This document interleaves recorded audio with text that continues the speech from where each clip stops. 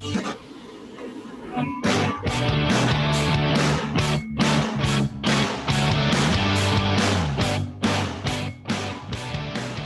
tonight, guys, we are here with Totally Leathered.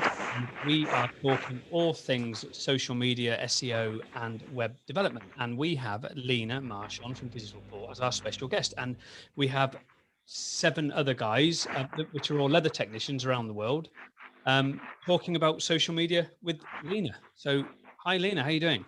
Hi, I'm good, thank you. Excellent. How was everybody? Everybody introduce yourselves, please. Hi, I'm Roy Smith.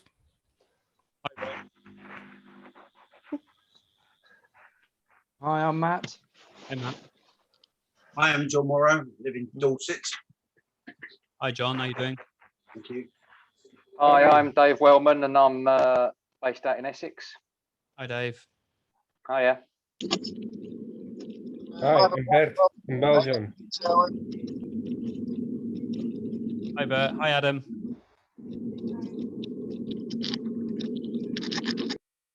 Okay, so who wants to ask the first question? I will, yeah. So, Leena, one question I've always been sort of intrigued by is how do we stop price shoppers on Facebook? Is there an easy way to avoid them? I'm afraid not, and I think that is very much part and parcel of Facebook. I don't know if any of you guys have ever put anything on Facebook Marketplace, but you'll find, like for instance, if you put something at, let's say, a car and it's on for £4,000, you'll get really cheeky offers for about £1,000. No word of a lie, you get it all the time. I think it is just the nature of Facebook, and it's also because of the audience that are on Facebook. So you're unfortunately not going to avoid that. It's just a case of how you handle them, and whether you do just give the price to then get rid of them, or do you actually try and give them customer service first, so that way you entice them, and that's always a difficult call, and it really does depend on industries. I guess in terms of you guys, I think it very much is probably going to be very driven by the price for people if they don't understand what the service you offer. And I think it's really difficult to try and give them a really good overview of what you do in, let's say, a Facebook conversation, whereas it might be easy if you have any articles, things that you can share with them. So I know, like Leather Repair Company, they have like PDFs and things. So if you guys had anything like that to hand, it would be really useful if you hold those on your pages so that people can actually download information. So you can also then put people in that direction, which will save you time, a lot of time as well. Yeah, you do with Marketplace, John. It's terrible. I mean, we've done stuff on Marketplace, and the first thing you'll ever get back is this for sale? And it's like, yes, it's for sale. Browse up the market is sold.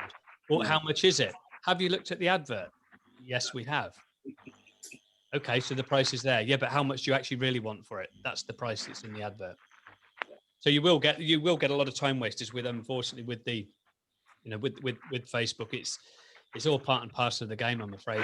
You've got a lot of serious people out there, but unfortunately, you've got a lot of people that are I just don't think they've got anything better to do, and they just want someone to chat to. And I think that's more, they just want to chat, and sometimes it could be competitive. You just want to waste your time.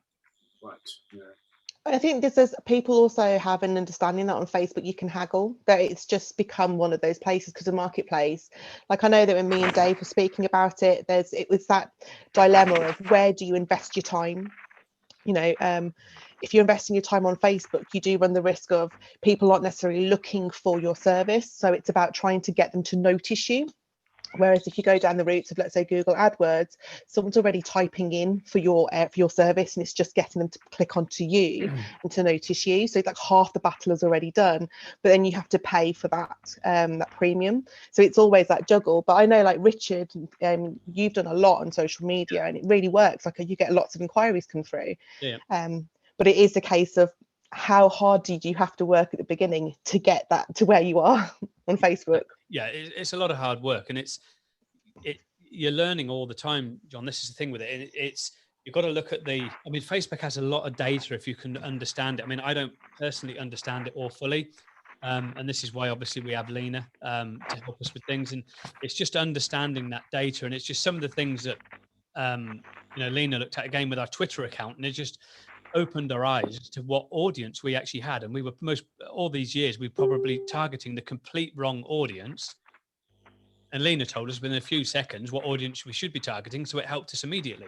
Because we were targeting the wrong age group, the wrong sex even, and it was just totally wrong what we were doing with our Twitter account. So, but again, Facebook has all this data that you've got to look at, and if you're going to do an advert, you've got to look at the advert that you're also doing, and you've got to gear that advert specifically to your area and try not to go out of it because it's pointless.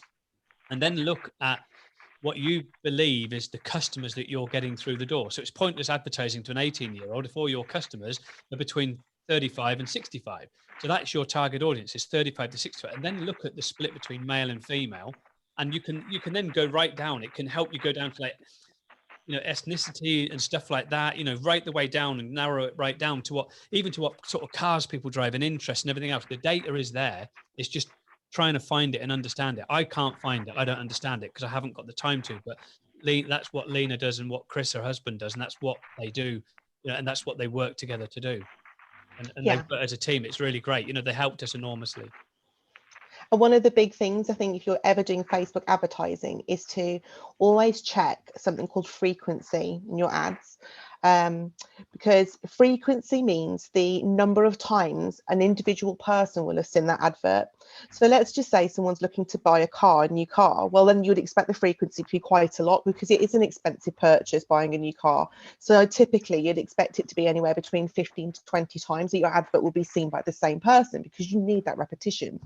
And now let's imagine that you're walking around Tesco's and you've got those end of aisle opportunities, and they're the ones that cost the most in terms of these shops, because the idea is you're just trying to entice them, so by the time they reach the actual aisle, they'll pick up the product if they haven't picked it up off the end of the aisle.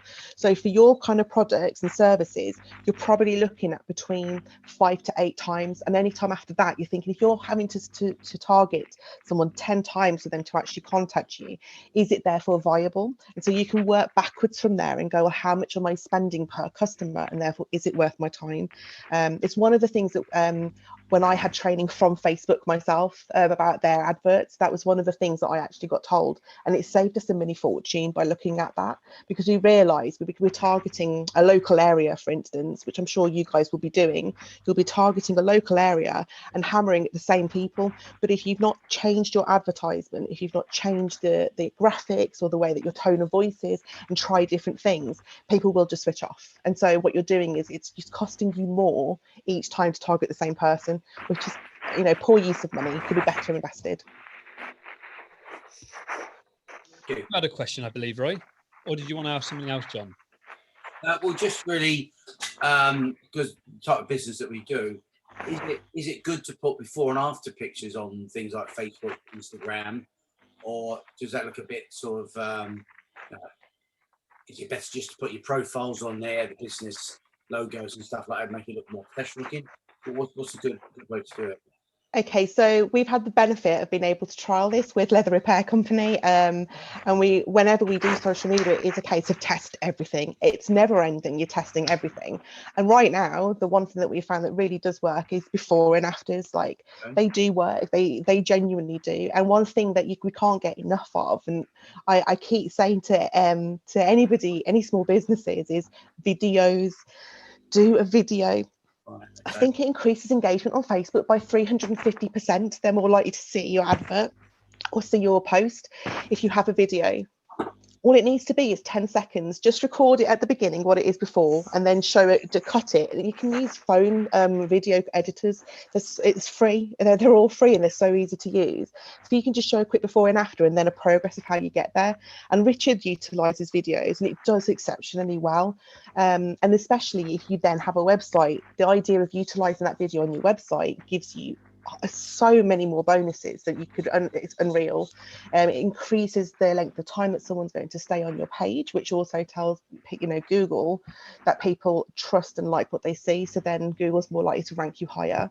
So it's little things like this, but videos, they do go a long way, and I don't think they're utilised enough in your industry, to be honest. I think there's competitors are missing a trick that you guys could really lap onto, and even if it is a case of it's a quick slideshow, it's better than just having a static image that someone's going to scroll by and miss, because it does capture your attention. Right. So but yes, before and after videos I would definitely do, but try and make sure that you have your logo on there as well, so that someone can't rip it off, because that would be awful if someone did that. Yeah. So YouTube would be a very good opportunity to do something like that, then, to promote yourself in terms of what you do and how you do it. Yeah. YouTube is a good opportunity to do so. Facebook as well. So never upload a video to YouTube and then share it on Facebook. The reason why is YouTube is Google, and Facebook and Google are at loggerheads with each other. So it changes the way that it's shared, and it also makes it much harder for people to view it. So you're better off uploading the video to Facebook and to YouTube at the same time. Oh, that's good. Thanks for that. It's okay. And then when you upload it to Facebook, it means that if someone has it already on they're scrolling through their feed, it will automatically play.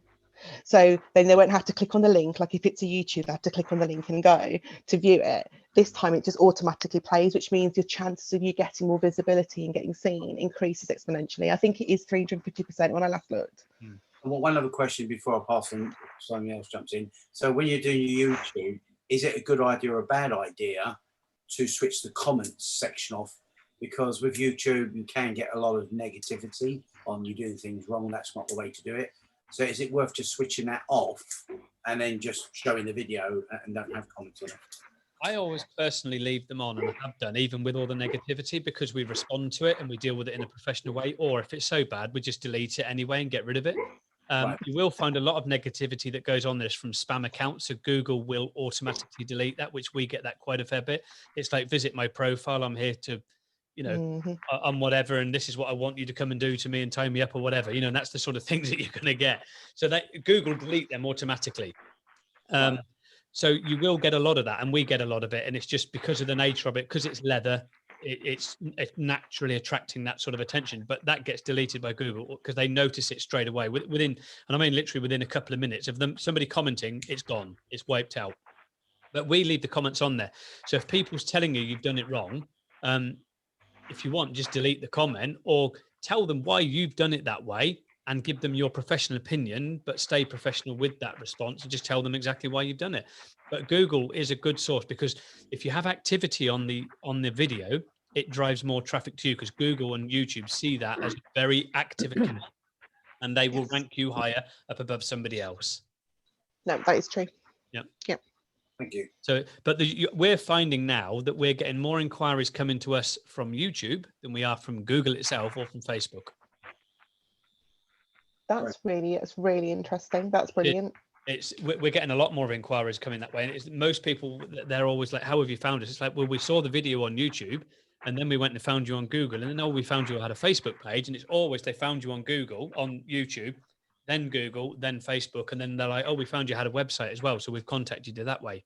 That's how I found LRC, was on YouTube. Yeah. Oh, there we go. There you go. Yep. And that's one of the reasons why we're trying to do more and more and more videos. And that's why instead of having a separate account for Totally Leathered, we're putting them on to the LRC account and doing obviously these videos that way, to get just purely and simply because it helps a lot of people. And this will just help a massive audience. It's not just helping LRC technicians, it will help our competitors as well, but it'll help everybody in any sector, because in principle, it applies to a lot of people in different sectors as well. The same sort of thing that we're talking about applies to other people. So that is the whole purpose of Totally Leathered.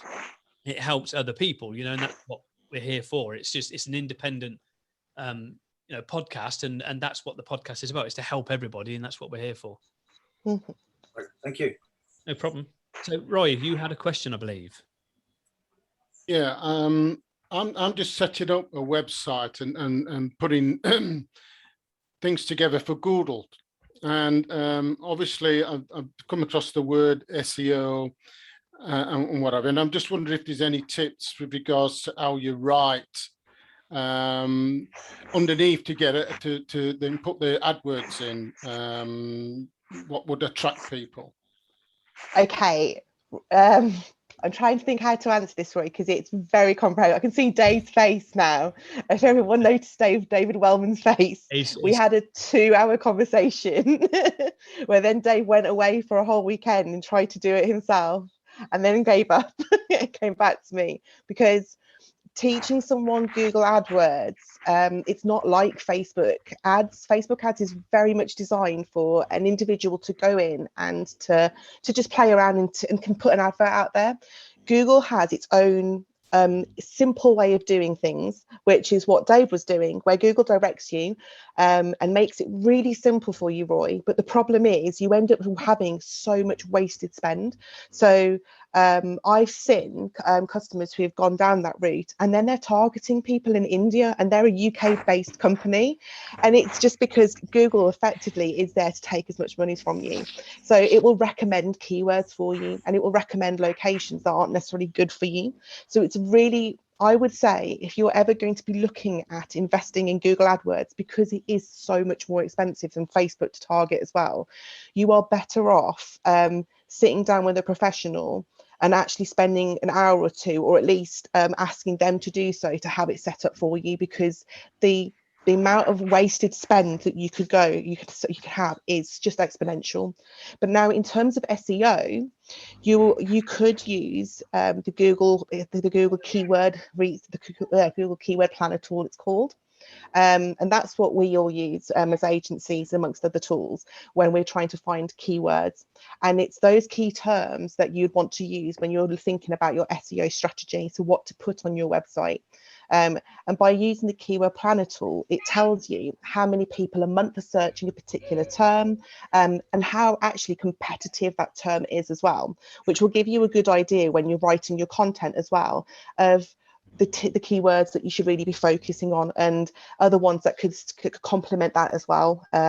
So again, I mean, that you can always look to get that kind of support as well if you needed to from an agency, but otherwise have a browse on Google keyword planner and see how far you get. And if you do get stuck, by all feel free to drop me a message. I'm more than happy to help, because I've got all the experience from dealing with Dave as well. So I can also give you some advice and just share with you some of the basic things that I found as well. I don't mind doing so. Yeah, well, thank you for that. I think I probably will be getting your number. After that, I think I do need help, which is beyond this, is beyond my knowledge and capability, to be honest. And it sounds like I was doing a bit like other people and just having a go, and it's not truly working. So I obviously need to reach out to a professional. I mean, the thing is, there are so many like companies out there are saying, like, build your own website and do this and do that on your own, and in principle that's great, but you guys are trained like leather repair technicians, so you can't be expected to have years of experience of marketing under your belt. I would not pretend that I know how to clean a leather sofa and to get rid of stains or anything like that. I know that I would have to employ someone. And when it comes to something like investing in your web presence, or when it comes to something, especially when it comes to Google Ads, I can't advise enough. It doesn't have to be Digital Paw by any means, but do spend the time with an agency, because the money you will save, it's just so much more worthwhile. Whereas Facebook, actually, it doesn't do much harm to have a play. It actually won't cost you that much to have and play around and to see and to find things on your own. But Google is the most costly and the costly route for advertising, which can actually be one of the most beneficial by miles, but at the same time can really cost you a lot of money to throw down the drain. So it's the one area where I'd say, if you have any doubt, definitely speak to someone.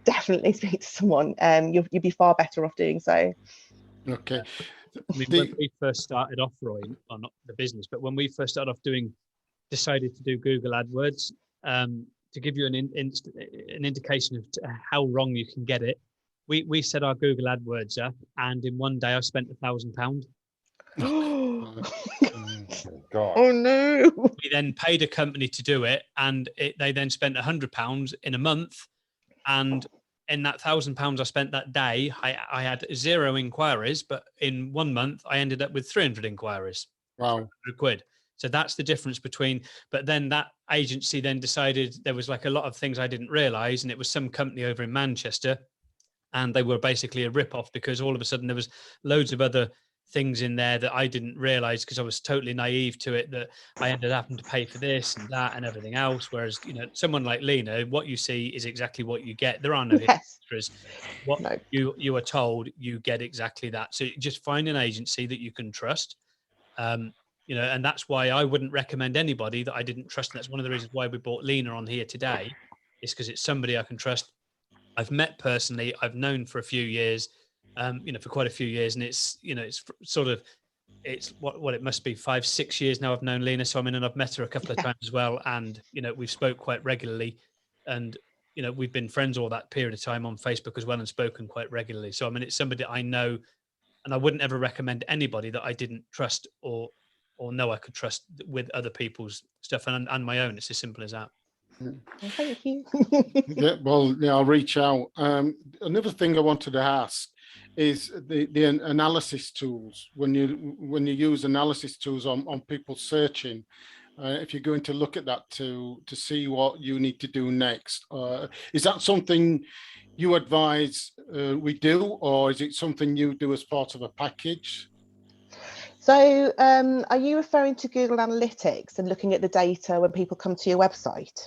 Yeah, I'm looking at, really, I'm thinking if something's been done, then I need to monitor. I'm thinking I probably need to monitor what's happening on that and what kind of traffic I'm getting. And if it's not going in the direction I want, then I need to make changes. Or is it somebody like yourself that would do that analysis for me and therefore would then adjust what needed to be adjusted to take it in the right direction? Well, for a start, when we build websites, we always put tracking on. A lot of our customers, because they haven't got the skill level, they're quite happy to just leave us to do it, and then they'll get in touch with us when they want us to do a review. And generally, that's only if they find that they're having a slow period. So because of COVID, we've had a couple of slow periods, and it was when we've done a review, we can actually look at the number of people searching for key search terms, and we could actually see using what's called Google Trends. So it might be something you guys might want to note down when there's a dip. So you can see when things are seasonal then. So that is something that we can do. We also we have monthly packages where, because some of our customers aren't very comfortable managing their own website, we make sure that we maintain the security of the website, because once you've got a website, it's not the case you can just leave it on its own. And I think Richard knows this all too well, because we're in constant communications about this. You do have to do regular updates, and you have to be very careful about updating your website, because if you update something without checking and testing, it can technically bring down your whole site. That's just a fundamental issue with coding and all using different plugins and using different softwares. It's just a risk that happens with all businesses. So effectively, we can do that, and we actually include an analysis and review. So with some of my clients, what we do is I actually keep a few hours back when I can go in and actually do an assessment a few weeks or months later, depending on the traffic, and then make further improvements and suggestions for them. Because ultimately, one of my sayings is, there's no point cooking a 3-course meal if no one's going to come eat it. I don't want to be sat there building a beautiful website if no one's going to use it. If anything, I really feel like I've let someone down. So we're such a small family-run business, I always try and make sure it works all the time, which is why people like David taking advantage and is constantly on the phone to me, and I'm absolutely fine with that, because that's what I'm here for. It's part of my growth and development as well, just to help you guys and see you guys succeed. Otherwise, what is the point?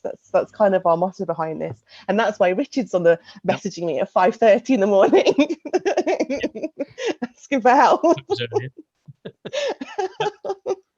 Do you tie in other media platforms on that?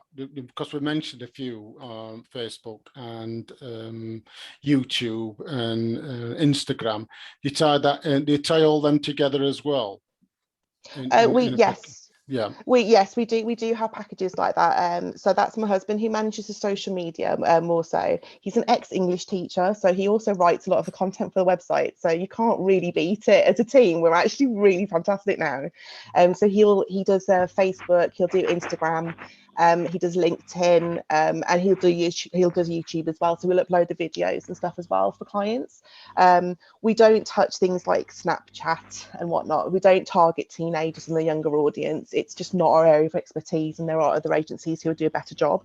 We don't pretend to be an agency that can service everybody. We do not pretend to be one like that at all, because we know that there are areas that we will not be excellent at. So for instance, e-commerce websites, we do not do. You need someone who can really devote a whole team to do that. And me and Richard have had these discussions, and I've turned down an opportunity to help Richard, because I said it's just not right for us.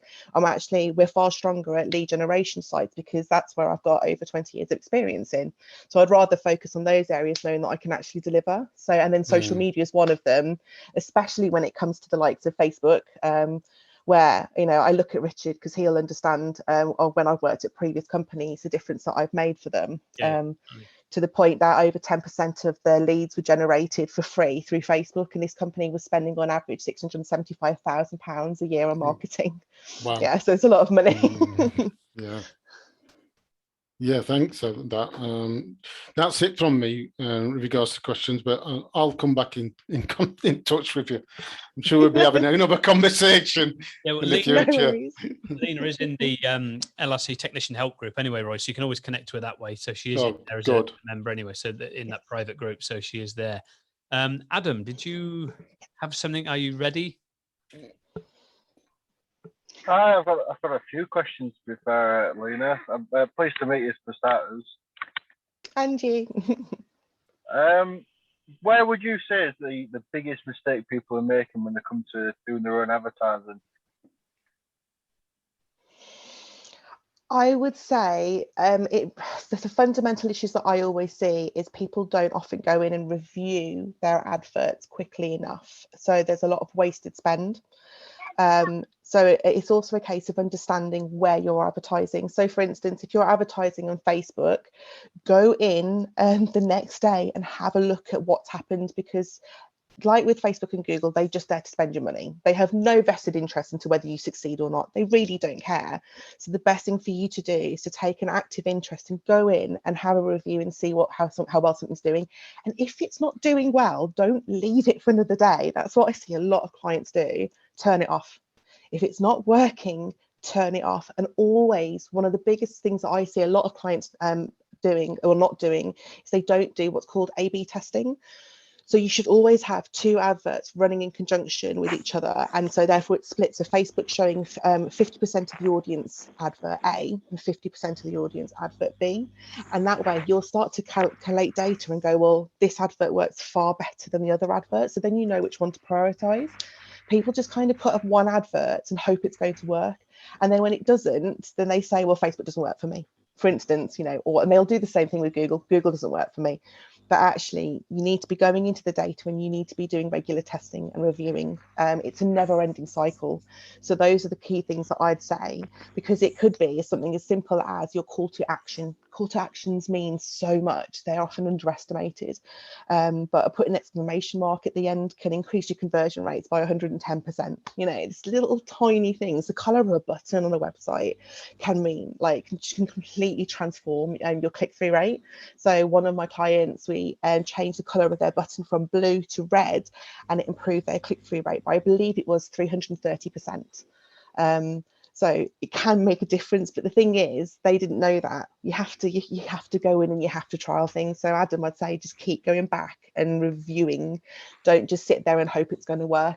And if something isn't working, turn it off. I think it's also maybe either the content and the picture that's also, Adam, maybe that's not right for the audience. And sometimes we've done it, to be fair, in the past, where we've done an advert and what we believe is we're speaking to the customer, and it sounds like you're speaking to the customer, but you're actually speaking to the wrong customer, or actually shouting at the customer rather than speaking to them. And it's just the way that also helps, with wrong advertising as well. But I think a lot of the time is having very poor quality pictures, whereas Instagram, if you've got a very good picture, that will help you enormously on Instagram, whereas Facebook is more of, like Leena said earlier, is more of a sort of, is like a video type platform, is much better as a video platform rather than a picture.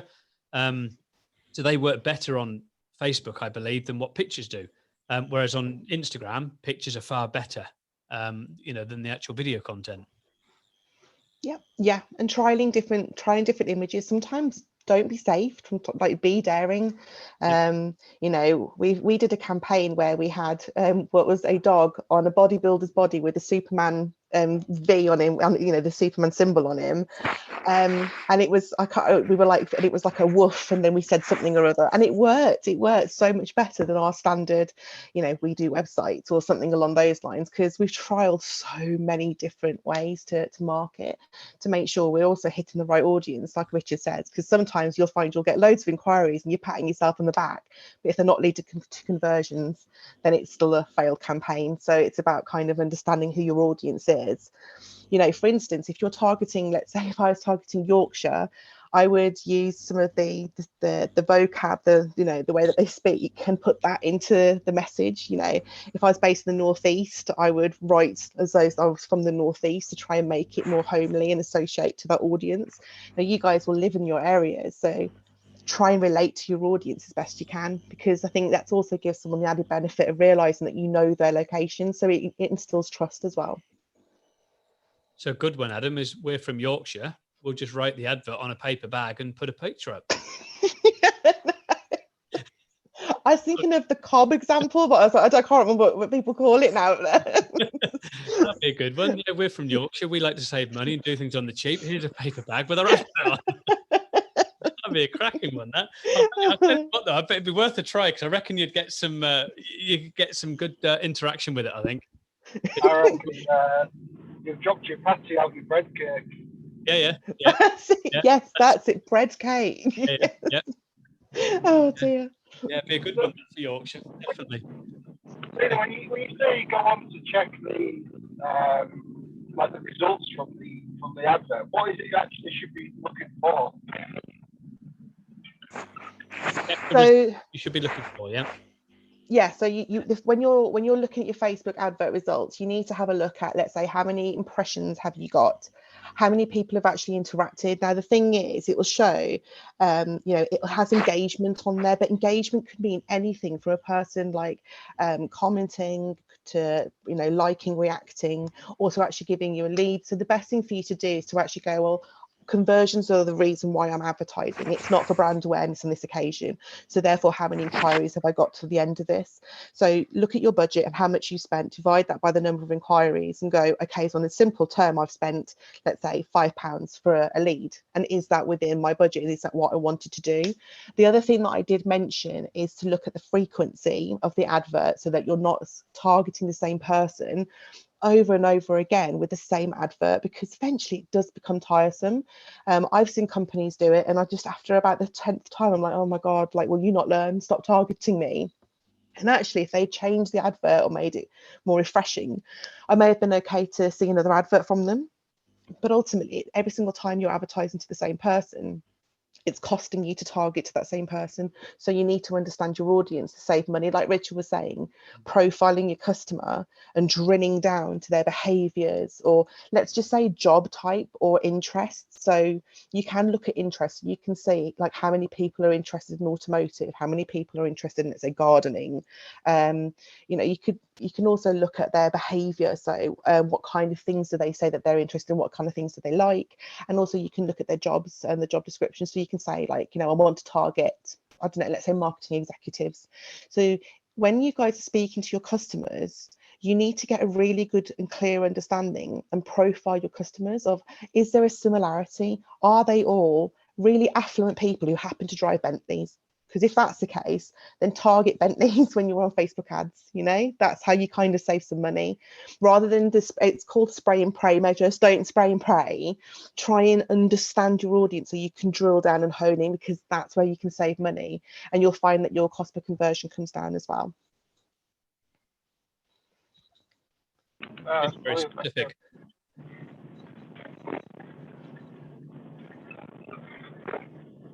You happy, Adam? Yeah, that's absolutely great. Sorry if you can't hear me. That's okay. That's really good. That. Hang on a second. This is like a bit of a strange one. It's not really like a question as such, but whenever we post on Instagram, we'll automatically, like, seconds later, promote it on such and such. Is there a way we can stop that happening? I'm so sorry. Did Rich, did you catch that? Could you relay it? Yeah, what was it? You had a comment on Instagram, Adam, and it was what? Sorry. I'll pull over.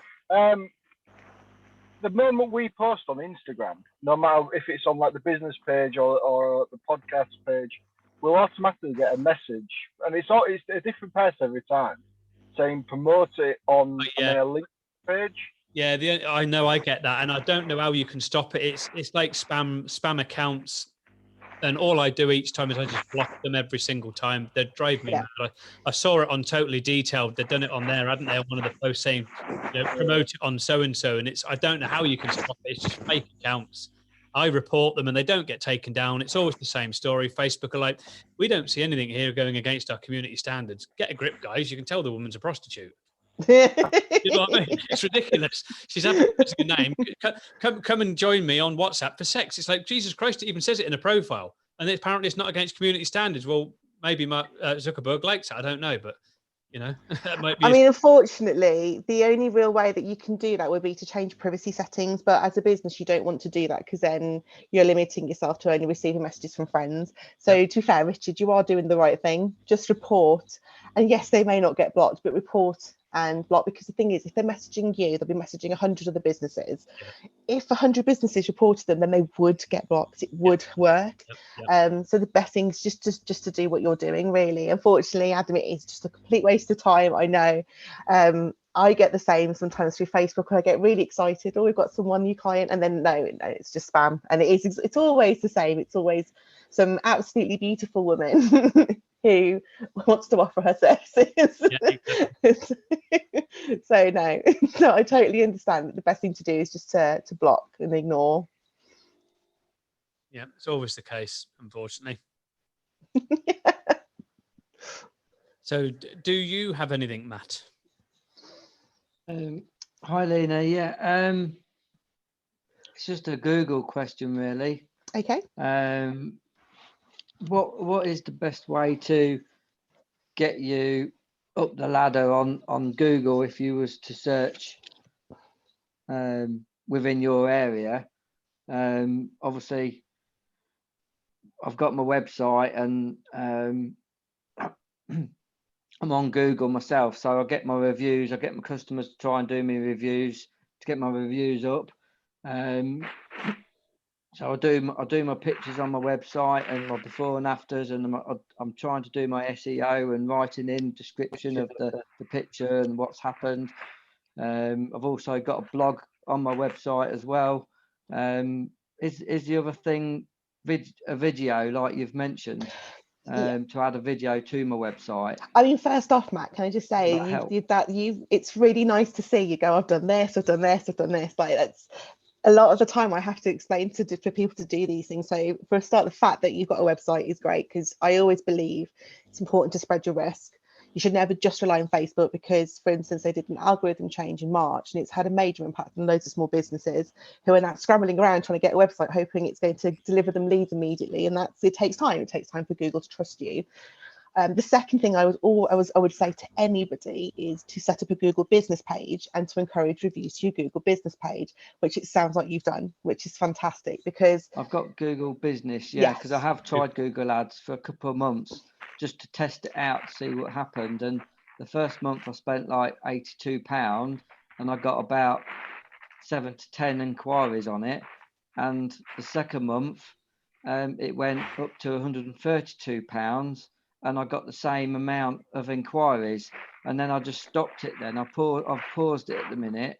And that was only sort of March, April time. So I've just got it on pause because I still am getting the odd, private inquiry come through off the back of, getting my reviews up and trying to do my blog every time I've put pictures on and everything. So well, that's the ultimate way, and I think it's where everybody should aim to be, is so that you don't have to rely on advertising at all. The idea is that your website, you've invested in doing blogging, you've got your video, you're going to be doing your videos, you've got imagery on there, and so it's enticing enough for people to want to give you their details and for you to get a lead from there. That's the best way. That's the optimal way. Google AdWords is kind of there as your short-term interim, and to be fair, it depends on seasonality and it depends on competitors as to how much you're going to be spending for the same amount of leads. It can completely change. I work with an insurance company, where a competitor suddenly decided they were going to make it their main goal to dominate the PPC world. So whereas we were spending on average 10k a month, it was having to increase to 18 just to be in the same position. So it no longer became affordable to be on there.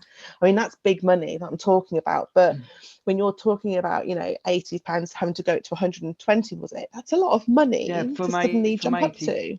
82, 84 to 132 the second month. And I put a limit of £150 on, because it's only sort of a demonstration to see if I did get anything off it and if it did work. And I'm lucky because my best friend's a graphic designer, so I can sort of ask him for help and advice, and he sort of looked at my analytics and says that them 2 months just shows that it did work doing it. Yeah.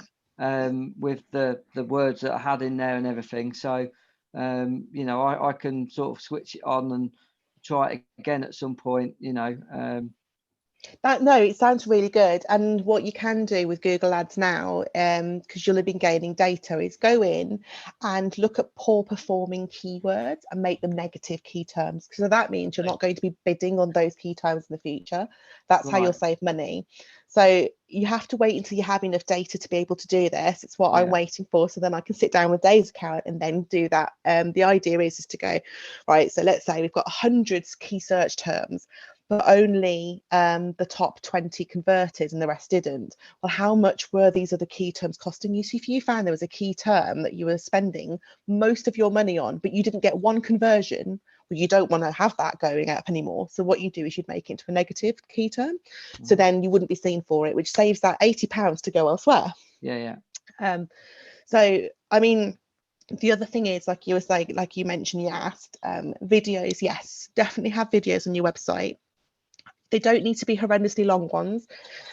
The only example I can ever give that I think is really applicable, but it might be harder for you guys to appreciate, unfortunately, is to look at a makeup artist video, just a quick one. And what I might do is post on the group after, because it just shows you very clearly before, after, quick journey, snapshot at the end of how they got there. It takes you on this huge journey in about 40 seconds, and that's what you want to kind of mimic and imitate. And if you guys can get that around, it'll definitely improve your number of followers you're going to have on Facebook, the number of interaction shares, because people love before and afters. You know, I think, you know, whether it's looking at a garden and you see before and after photos, or, you know, if you see a house being built, before and after photos, I think we all kind of like to look at those.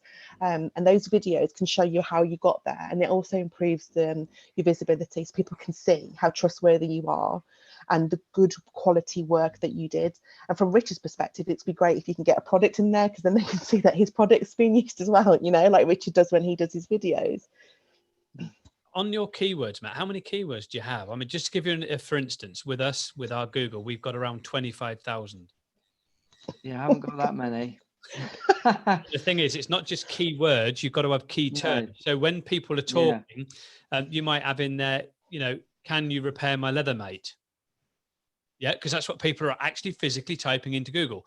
But then it's you, as in letter U, not YOU. You know, that's what they're actually saying. And you know, can you, and there's various things like that. And then you've got we have negative ones, we have positive ones. Then you've got all things misspelt, because some people are misspelling things quite regularly. And all these things, you can actually find out from Google how they're actually misspelling stuff. And sometimes it's better to have that keyword as a positive keyword that's misspelt incorrectly than having it spelt correctly, because you'll get more actually audience coming through and clicking on your adverts and getting more conversion rates coming through. And you'll also find that the spelling mistakes are much cheaper as well to target. They're much cheaper. So it works really well. But you have all that data available, Matt. So you just need to go into your account and have a look. It's all there now. And that's the one good thing about Google, is you do get all of this data, which you can then utilize for your SEO strategy as well. So you can see what works really well and what kind of people are searching on a monthly basis. So then you can take that across and go, well, I need to make sure that search term is on my services page or particular page that you really want to develop and push further. If there's a whole topic that people are searching for, then you can write an article about it and make it into a blog. Yeah, you can have so it gives you content as well. You can have dynamic Yeah. searching as well, I think. I have got my blog with my pictures and No, that's brilliant. descriptions. Brilliant. And are you sharing your blog out on your social media as well? On my Facebook. Yeah, are you putting it on like on Facebook? Yeah, or even well, I post do. on Google. Yeah, I share my before and afters on my Instagram, which feeds it through to my Facebook. Okay, good. And the blog, are you sharing them as well? Actually sharing, you know, when you've written a blog, do you share the blog? That's probably what I'm not doing. I'm not sharing my blog. I'm putting my pictures and description on my blog on my website, but I'm not then sharing it. If you've got a bit of description and you think it's worthwhile someone reading, it doesn't have to be long. Blogs don't have to be long. Share it, because if you find that people are landing on there and then they're spending time again, by sharing it, you could be increasing the visibility to that blog tenfold again, which is teaching Google, oh, actually people really like this content, so I'm going to rank the overall site up. Because when you do really well on one page, it kind of spreads across what's called SEO juice, and it just spreads across the other pages, so it gives your overall site like a tiny lift. And so if you keep adding to it, it'll give it overall, you push everything up and it gives your overall site a big boost. So share, it doesn't do any harm. Don't make it all about sharing your content, because social media shouldn't be used for that all the time, but make sure you do share at least once a week. Just share an article. The other thing you can do, Matt, as well, which is what I'm trying to do. He did a blog post which we've got on our own blog, and we have a separate blog away from Leather Repair Company, and we use it as a driving machine to drive to everybody. So if you write me a blog, that's got links into your blog, and that is then called relevancy, because it's relevant to me as well as to your website, and Google will actually like that even more, and we will all score big brownie points for that, because it will help us enormously. It will help you, and it will help us, or at least it will help the blog site, which is the Dirty Group blog site, which we've had for donkey's years. It'll help that blog site, which is talking about cars, you know, and fashion and stuff like that, and furniture and everything else. So, and it's talking about leather, as well as vehicle detailing. It talks about everything. So it's the whole thing is extremely relevant to everything that everybody here does, which is cars, you know, carpet cleaning, detailing with Adam, you know, and detailing with ourselves, and, you know, and with Matthias doing detailing in Belgium, and Dave as well. It's relevant to everybody. So it helps everybody if you write a blog that we then can put on there. A couple of pictures is all we need. If you look at the last one Rich did with his motorhome, it's worked quite well, and it's actually had a lot of views already, you know, on that blog. And you can see that where people are going as well. We can look at the data and we can tell exactly where they're going from that. So it's worth doing that, because that helps you. It is definitely. Yeah. Yeah, I'm doing it all myself through through GoDaddy. So although my friend's busy doing his own work, I just sometimes ask him questions and that. But I'm trying to do it all myself. But it's a big job, isn't it? No, it sounds like you're doing really, really well. I'm doing all right, but yeah. The fact that you've got a Google business page means you're, you know, leaps and bounds ahead of some other people that haven't done that, and it does make a massive difference. Yeah, it's just finding on Google, you know, do I need to get my reviews up as well? Does that help? Okay, so in terms of Google reviews, there was a recent study carried out by a large company, marketing company that was well trusted, and that what they discovered was anything over 30 reviews, the SEO juice, the benefits you got from it kind of reduced. But so I don't know how many you have, but the ultimate goal should be a minimum of 30.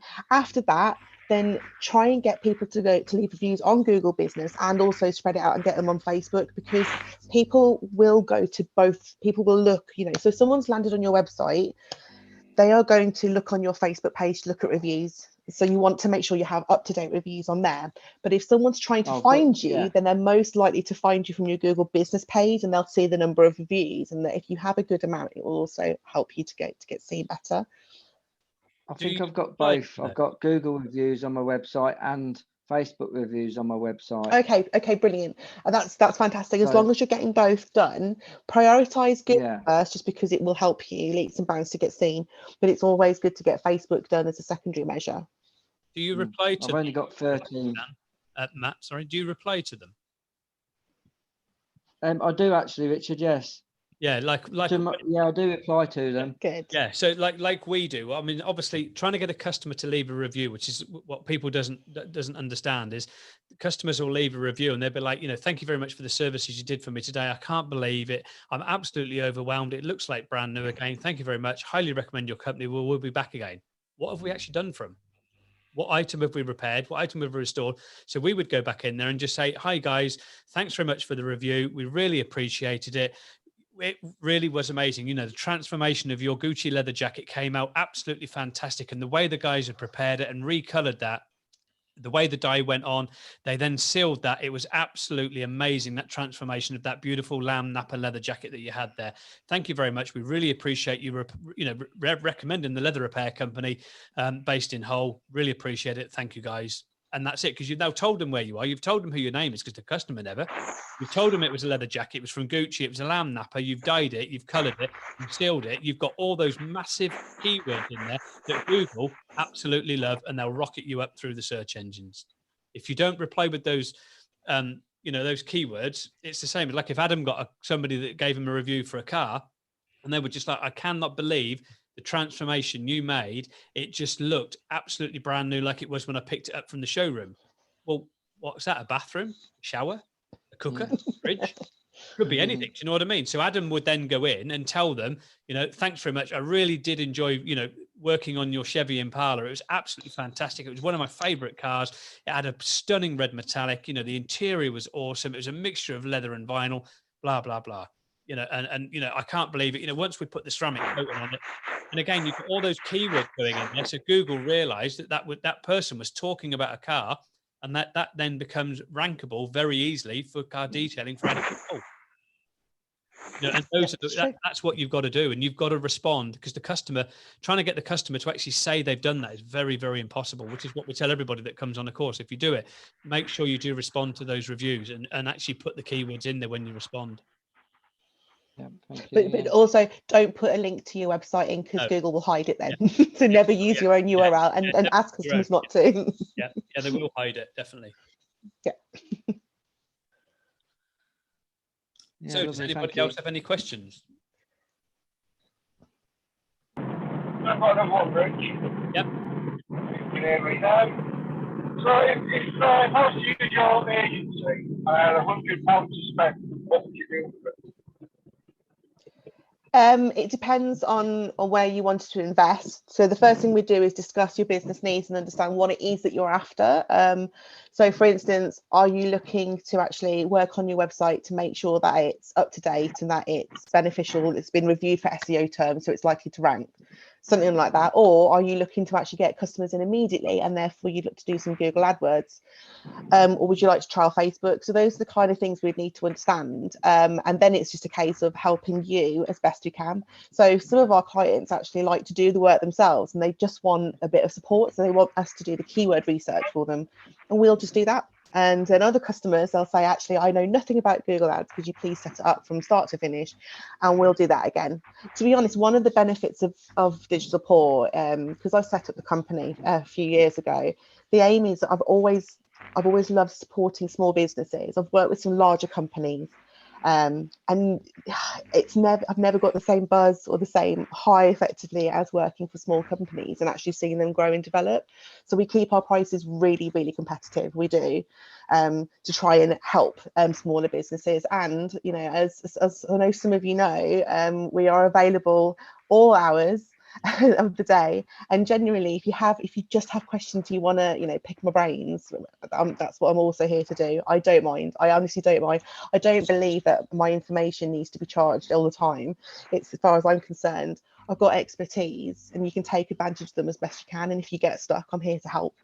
And I'm sure if Dave could speak, he'd back me up there. I can back you on that one. Yeah, definitely.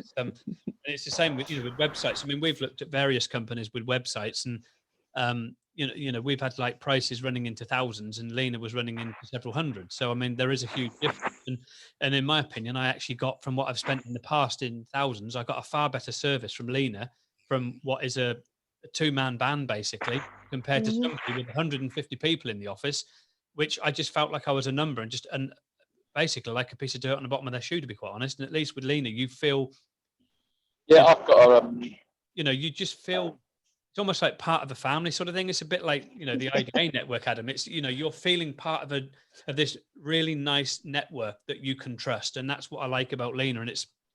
And you know, it is good, and I wouldn't be here with Leena if I wasn't recommending her. It's as simple as that, and she is very, very good.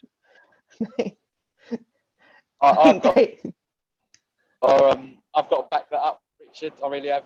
Leena has been outstanding helping me out, not only with the God knows how many hundreds of emails and questions, 2-hour phone call conversations, and everything else. Yep. She is an absolute star.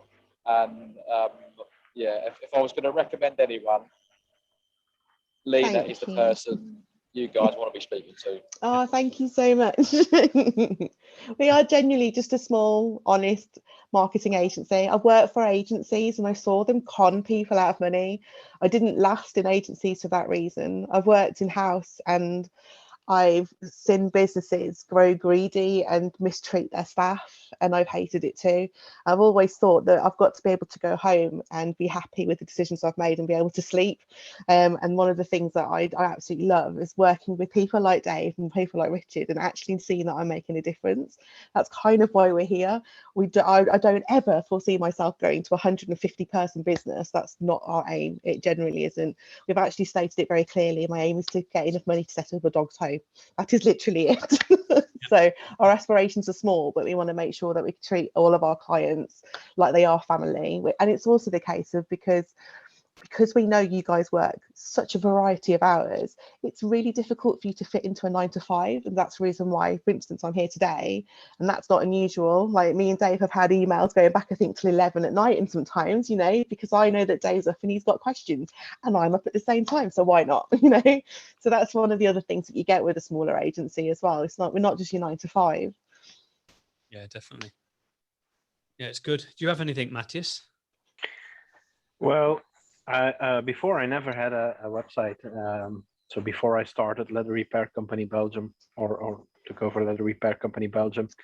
So the website's been online now since just about a year. And how can you best find those keywords for your website? So currently I'm looking at my Google search console. Is that something viable, or do I need something else as well? So Google Search Console is a fantastic way of seeing where people have searched and found you. What it might be missing is where you weren't necessarily showing. So where Google didn't present you as an opportunity, but actually you want to be there. So what I'd recommend you do is to set up a Google Ads account. It doesn't mean you have to pay anything, but then you can use what's called a Google Keyword Planner tool. And then you can actually, there's 2 options. You'd want to use the first one where you can, it's called Discover New Keywords. So that way you can take a really good website. So let's say take Leather Repair Company and pop in a page that's really relevant to like the business area. So you could just put in the URL and then put in a couple of search terms. Press submit, and it will come up with this load. And I mean, it will probably be thousands of key search terms. It will tell you how many people are searching on a monthly basis for those search terms. It will also tell you how competitive they are. Now that means competitiveness for people paying for those terms, but generally people want to pay for those terms because they mean they give them conversions. So they're the kind of ones that you do really want to rank for anyway. And organically, if you can rank for them, that's where you'd like to be. And then you can also combine that with your Google console so that you can say, well, am I hitting any of these? And the best thing to do is take advantage of your Google Search Console to see, is there any what we call low-hanging fruit? So are there any search terms that are doing okay, but actually they're really easy for you to improve on your website to then go up in the ranks? So for instance, you could have key search terms that could be on page 2 right now. And if you're on page 2 for them, by putting a little bit of effort in, by writing a bit of content, including those key search terms, you could easily get yourself onto page 1. And the difference between page 1 and page 2 in terms of click-through rate is enormous. In fact, the difference between position 1 and position 10 is enormous. I think the difference was something like 25% down to 0.2% click-through rate when you get down to position 10. So you can see the difference. but they're called low hanging fruit, and those are the kind of things that I say you should really strive for, because they're your quick wins. And then you can also look at if there's, let's say, search terms that are really competitive, and they'll tend to be your short search terms. So let's just say someone says leather repair Belgium. I mean, I don't know in particular area in Belgium, sorry, I don't know where you're based, but you could just, you know, look at that. That would be a short search term, which is going to be more competitive.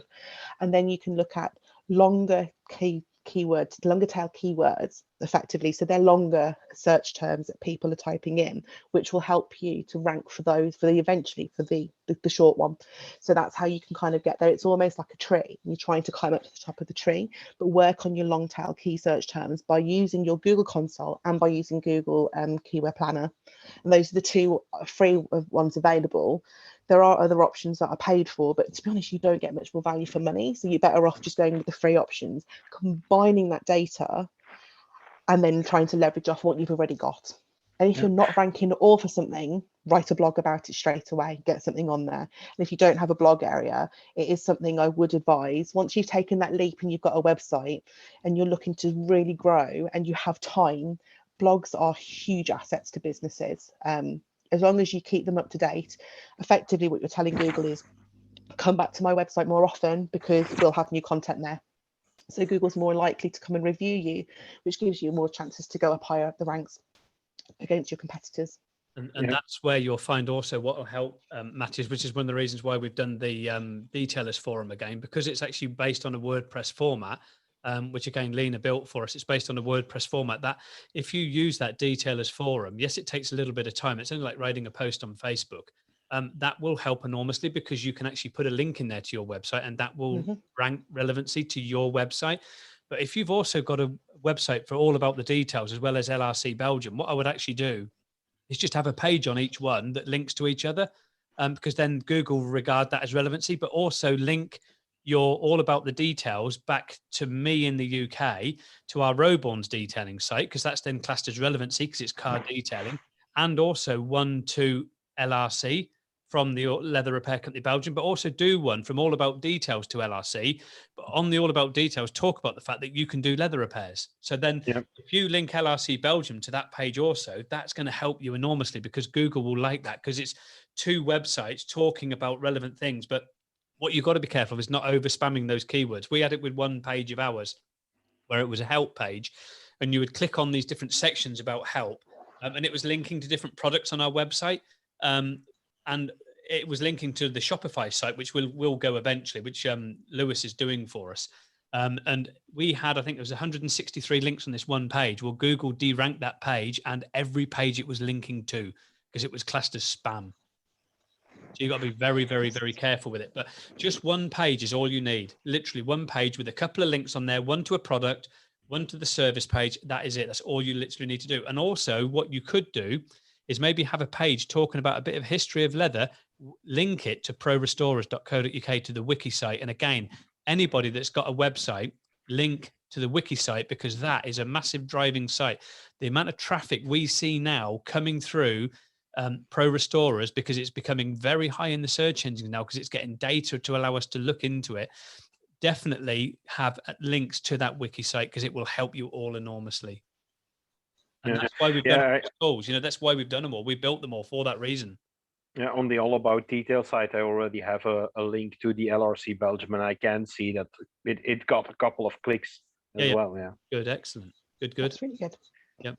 But to rank one of those keywords, I'm seeing in my search console, like on page 2, and I want it to rank higher. I just need to add it to my website more frequently then. Not well, make sure you're not spamming. So it's got to have a reason to be there. So do you want to give me an example of what it is? Like for instance, leather filler is one which is very popular, but if I jump to page 2, like leather repair is one which ranks lower. It's a page 2 on my search console. Okay, so it could be the case if you have a blog area write some articles that are about leather repair and go into specifics. So it could be leather repair on a jacket, and you could turn that into like, so topic 1, we're going to be talking about this. So, it's like a weekly thing, and then we're going to talk about a leather sofa and all that. So that way, ideally you want to have it so your blogs aren't standalone, so somebody would click on blog 1 and go, actually I want to find out more, I'm going to go to blog 2 now. It's easy for them to go through. You can link them all up nicely. Make sure you've got really strong internal linking on your website, so it's really easy for someone to get from one service to another service that complements and so forth, and your homepage links to leather repair as well, which you should have some information on. FAQs are a great way to also improve your SEO. So when you get questions asked regularly, and this is for all of you, make sure you do this, add them to your FAQ section. It will help you dramatically over time. So that's something I'd say. As you're getting more familiar and you're getting asked more questions, then if you don't have an FAQ section, add an FAQ section and then start adding the questions and answers to it. It also gives you another opportunity for SEO juice to do that. So that's where you could then see an opportunity, because it's not about making sure your homepage ranks, because ultimately you'll probably find only a quarter of people go on your homepage.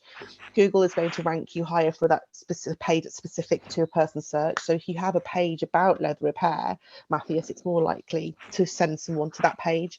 So again, have you got videos on there? Have you got images that have the alt tags and whatnot that are related to the photo, and then are you linking off well to other pages that are related to that, or blogs that are also related to it? And like Richard said, then you need to make sure you're linking to other sites that are related to it, because Google does like that relevancy. It's very important to Google as well. Yeah. But those are your quick wins. Focus on those ones that are on page 2 at the moment, and within a couple of weeks to maybe a month, you could probably get them up to page 1. Yeah, okay. And then for like Google My Business is something I set up a year ago as well. In the Google My Business, or like in the control center for it, you can also ask Google to set up a web page or make a web page under the Google My Business. Is that something you should do as well, or how does that work? I haven't seen any benefits from doing so, so I do look at this quite regularly. It's one of the reasons why I looked at the number of reviews that are needed and whether actually having 100 reviews is going to make a difference on the Google business page. I haven't seen any benefit. For instance, they also say Google doesn't actually rank those services or the products that you might put under the Google business page, as long as you have the main information like your URL, your opening hours, and you can actually, people can find you on a map. Those are the 3 things that Google will actually take advantage of and go, well, let me put your SEO up higher because you've given me this information. It's more a case of actually, with the customer view, if you have a website, the first thing someone looks at when they look at your Google business pages is directions, map, and then they'll look at website. So I wouldn't say you need to invest any more time in that. I wouldn't bother if I was you personally. Okay, thank you. Good. So is that everything with everybody tonight? Anything more, John? Yeah. No, he's muted. So yeah, he's saying no. I can see his lips are moving. He's muted. He's still talking. He's muted. I'm fine, thanks. It can wait till another time. It's not a problem. That's all right. Good. Yeah, I could tell you were talking, but you were muted, and I'm like, yeah. So yeah, good. So anybody else got any more questions? No, I'm fine. I'm going to send Leena an email in about 20 minutes. Sorry, Leena. No, I actually have a feeling I know what it's going to be about as well. Well, just email me. Just email me the answers then. I won't bother sending the email. No, I'll wait and see. You'll have to work hard for your answers. Okay, Dave. Okay. Yeah. Okay. Yeah. All right. I will get back to you though.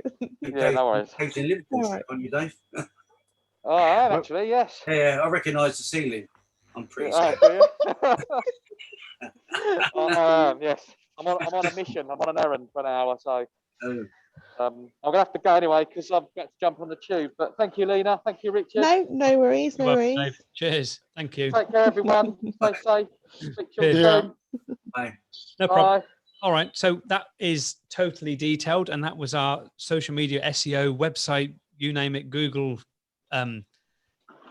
podcast for today. So thank you very much, everybody, for coming along. It's been greatly appreciated, and that was totally leathered. I did say detailed, didn't I? But totally leathered. So yeah, thank you very much. Got to get me. Thank you to Leena as well. Thank you very much. Yeah, thank you very much. Yeah, Lee. thank no you, worries. Leena. Thank you, Thank Leena. Yeah, Cheers. advice. Thank you very much, everybody. Bye.